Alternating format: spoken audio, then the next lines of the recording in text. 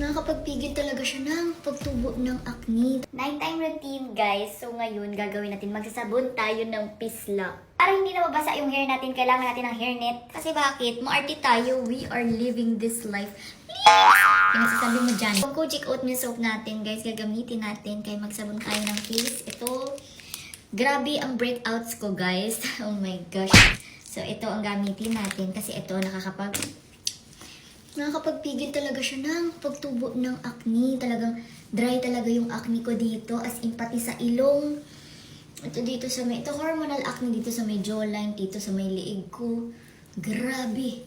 Feeling ko magkakaroon. Pero mawawala din yan, guys. Kasi nga, ginagamit ko yung Vanishing Skin Box natin, guys, ha. So, yun lang. Day and night tayo maghuhugas ng mukha gamit nitong Kojic Oatmeal Soap ng Prettygen Vanishing Skin Box. Kasi ang lakas makakinesa nito. Kung gusto mo mag-glass skin ka, kung gusto mo na talagang dabanat yung face mo, magpipinke siya, gamitin mo to. May kojic acid siya, may for whitening, may oatmeal.